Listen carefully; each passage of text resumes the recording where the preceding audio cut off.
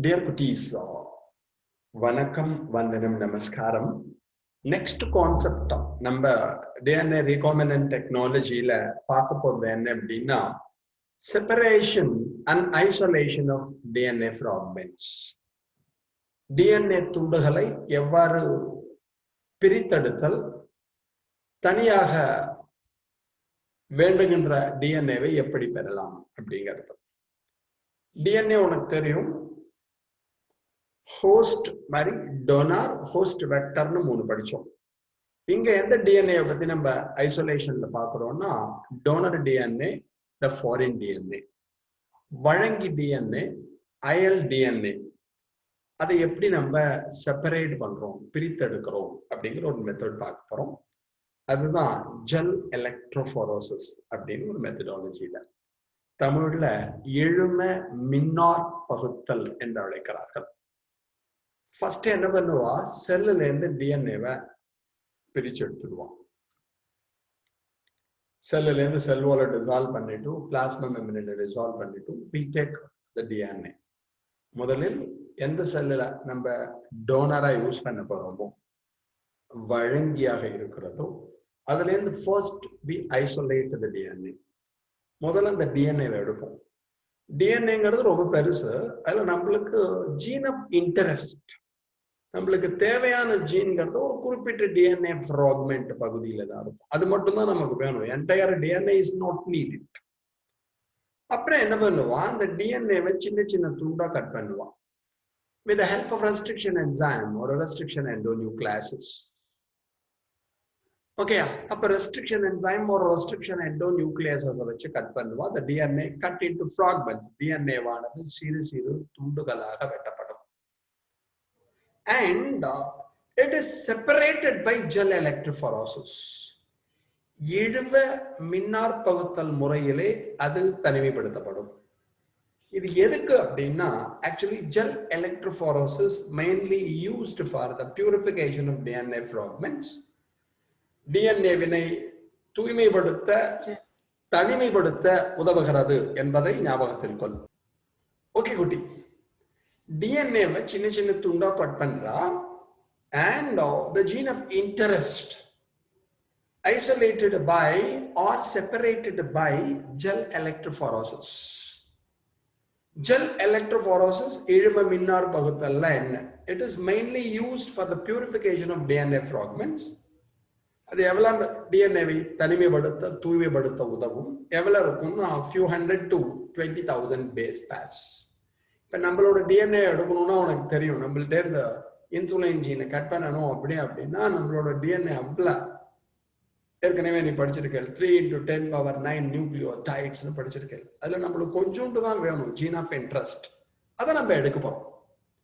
அந்த gel electrophoresis போறதுக்கு முன்னாடி உனக்கு தெரியும், டிஎன்ஏவை கட் பண்ணுவா, ஒரு கல்ச்சர் மீடியத்துல போடுவா, ஒரு அகாரோஸ் ஜெல் பிளேட்ல போடுவா. டிஎன்ஏ இஸ் நெகட்டிவ்லி சார்ஜ்ட் அப்படின்னு உனக்கு தெரியும். அப்ப டிஎன்ஏவை கட் பண்ணி சின்ன சின்ன ஃப்ராக்மெண்டா போட்டு ஒரு பிளேட் மாதிரி இருக்குன்னு வச்சுக்கோங்க. ஃபார் எக்ஸாம்பிள், இந்த பிளேட்ல என்ன பண்ணுவா, இந்த பக்கம் பாசிட்டிவ் எலக்ட்ரோட் இருக்கு, இந்த பக்கம் நெகட்டிவ் எலக்ட்ரோட் இருக்குன்னு வச்சுக்கோ. இதுல agar ஜெல்ல வச்சுடுவோம்.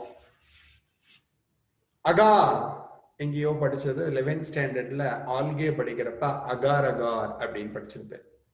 Agar agar is nothing but the gel like nitrogenous substance extracted from the cell wall of rhodophysian members, Gracilaria and Gerardiana. உன் புக்ல என்ன கொடுத்துருக்கா, என்சிஆர்டில அகார் அகார் இது கொடுத்துருவா பாருங்க. மீடியம் அகாரோஸ் ஜெல்னு கொடுத்துருப்பா. It is a natural polymer obtained from seaweeds கொடுத்துருக்கா. இயற்கையில் இருக்கக்கூடிய ஒரு பாலிமர் ஆகும். இது கடற்கலைகளிலிருந்து பெறப்படுகிறது. சீவீட்ஸ் அப்படின்னா கடற்கலைகள் சொல்லுவாங்க. டெக்னிக்கலி சேஸ் ரெடால்கே, சிவப்பு பாசின்னு கேள்விப்பட்டிருப்பேன். அதுல கிராசிலேரியா, ஜெரார்டியானா அப்படின்னு 2 பேர் இருக்கா. அவளோட செல்வால்ல இருந்து எடுக்கக்கூடிய ஒரு சப்ஸ்டன்ஸுக்கு பேர் தான் அகார் அகார்னு பேர். அதுல இருந்து ஜெல் தயார் பண்ணுவா. அந்த ஜெல் இந்த இடத்துல சப்ஸ்ட்ரேட் மாதிரி இருக்கும். Medium or substrate. டிஎன்ஏவை கட் பண்றோம், ஒரு கல்ச்சர் மீடியத்துல போடுறோம், வேர் the agarose gel is present. இதுல எலக்ட்ரிசிட்டியை பாஸ் பண்ணுவா. The DNA moves towards the positive electrode because it is negatively charged. அது பாசிட்டிவ் எலக்ட்ரோட நோக்கி மூவ் ஆகும். டிஎன்ஏ ஃப்ராக்மெண்ட்ஸ் இப்படி குட்டி குட்டியா இருக்குன்னு வச்சுக்கோ, ஏன் பெருசா இருக்கும் குட்டியா இருக்கும் அது மாதிரி இருக்கும். It moves towards the positive electrode. DNA என்பது எதிர்மின் தன்மையை பெற்றிருப்பதால் நேர்மின் தன்மை இருக்கு பாருங்களேன், அந்த எலக்ட்ரோட நோக்கி ஓடும், மூவ் ஆகும். அதுதான் இந்த இடத்துல கொடுத்துருக்கு. அந்த ஒன்னா ஸ்டெப் சொல்ற மாதிரி DNA fragments negatively charged, separated by forcing them to move towards positive electrode anode. So cut பண்ணுவா, இந்த அகாரோஸ் கல்ச்சர் மீடியம் செல் பிளேட்ல போடுவா, எலக்ட்ரிசிட்டியை பாஸ் பண்ணுவா. இது எதை நோக்கி மூவ் ஆகும்? பாசிட்டிவ் எலக்ட்ரோட் அதை நோக்கி மூவ் ஆகும். ஓகேயா? அந்த பாசிட்டிவ் சைட் போவா. பாசிட்டிவ் நெகட்டிவ் கேள்விப்பட்டிருப்பேன். உன் புக்ல கொடுக்குறப்ப என்ன கொடுத்துருக்கேன்? ஆனோடு பக்கம் போவா. கேத்தோட ஆனோடு படிச்சிருப்பேன். இந்த ஆனோடு பக்கம் போவா. அப்ப போற சமயத்துல என்ன ஆகும் கொடுத்துருப்பாப்பா. நெக்ஸ்ட் பார் நேச்சுரல் பாலிமர், அதான் சொன்ன ஏற்கனவே அகார பத்தி. Next DNA fragment separated according to their size. பெருசா இருக்கிறது மெதுவா மூவ் ஆகும், சின்னதா இருக்கிறது ஃபாஸ்டா மூவ் ஆகும்.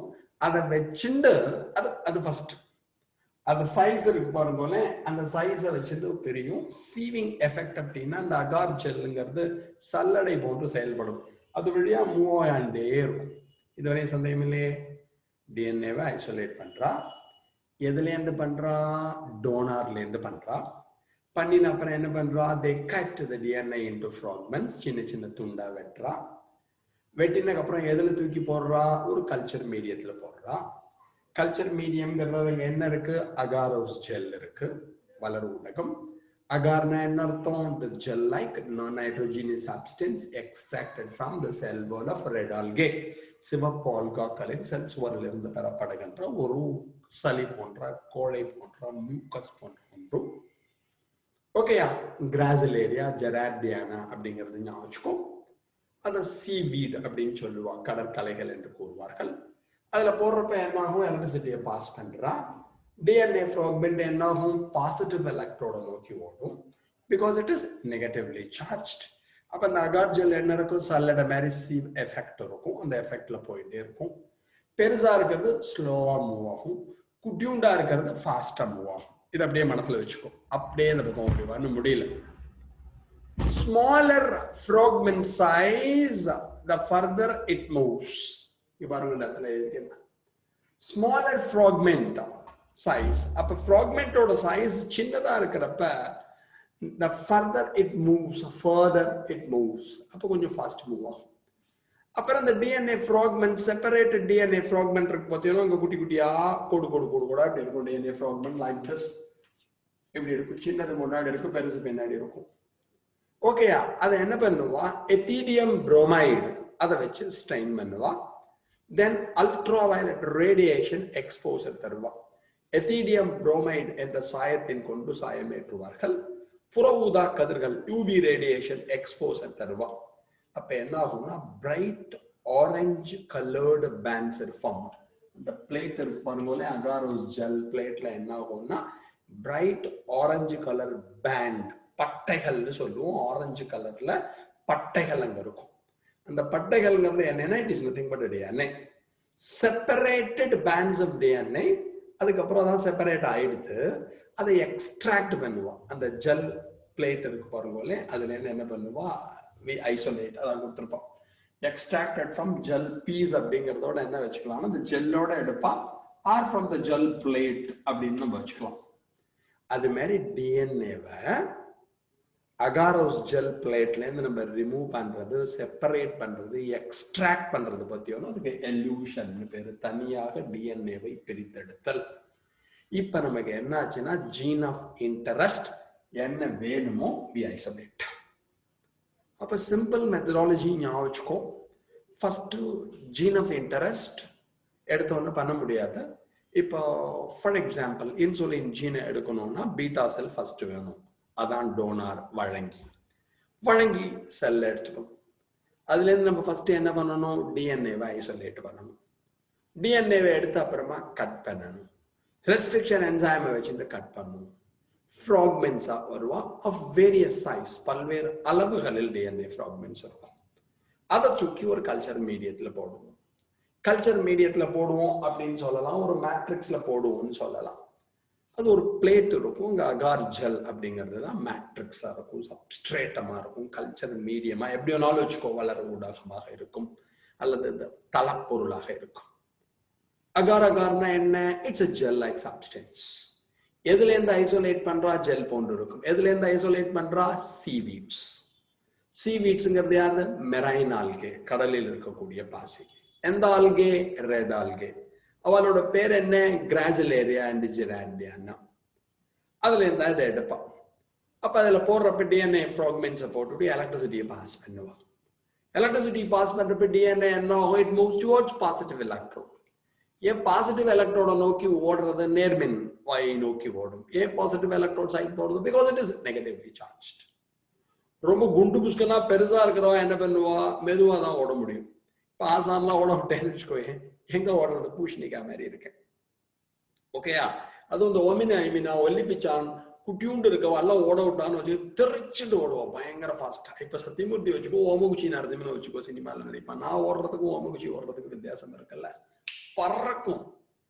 அப்ப இந்த small DNA fragments fast move ஆகும். அதை முடிஞ்சதுக்கு அப்புறமா அதுல நம்மளுக்கு அப்புறம் தான் ஜீன் ஆஃப் இன்ட்ரெஸ்ட் நம்ம பார்க்கணும். அது மாதிரி மூவ் ஆனதுக்கு அப்புறம் என்ன ஆகும்? அதை நம்ம கண்டுபிடிக்கணும். செப்பரேட் பண்றது எப்படி? ஃபர்ஸ்ட் டிஎன்ஏ தெரியாது, ஸ்டெயின் பண்ணுவாங்க, சாயம் ஏற்றுவார்கள். எதை வச்சுட்டு? Ethereum bromide. எத்தீரியம் புரோமைடுக்கு அப்புறம் என்ன பண்ணுவா? அல்ட்ரா வயலட் ரேடியேஷன் எக்ஸ்போசர் தருவா, புற ஊதா கதிர்களை கொண்டு இது பண்ணுவாங்க. அப்ப என்ன ஃபார்ம் ஆகும்? இட் வில் ஃபார்ம் பேண்ட்ஸ், பட்டைகளை உருவாக்கும் இந்த அகார் பிளேட்ல.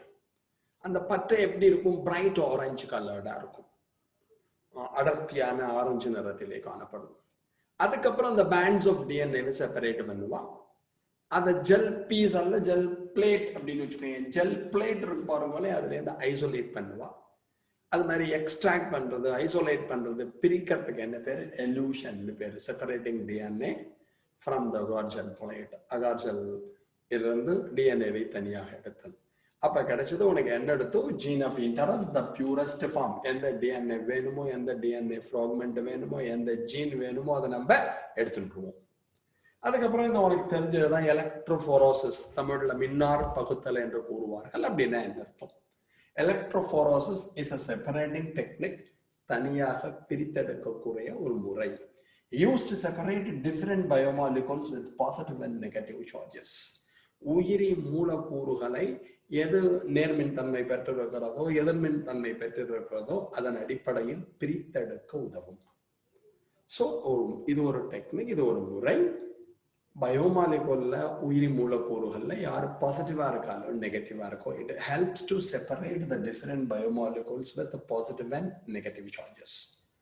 ஜெல் எலக்ட்ரோஃபோரோசிஸ் ஏன் பேர் வந்ததுன்னா, அந்த அகாருங்கிறது மியூக்கஸ், அதனால அதுக்கு ஜெல் எலக்ட்ரோஃபோரோசிஸ், இழுவை அப்படின்னு சொல்லியிருக்கான். இதான் நீ முக்கியமா இதுல தெரிஞ்சுக்க வேண்டியது. Very important. ஜெல் எலக்ட்ரோஃபோரோசிஸ் நல்லா ஞாபகம் வச்சுக்கோ. Thanks a lot for hearing. Thank you.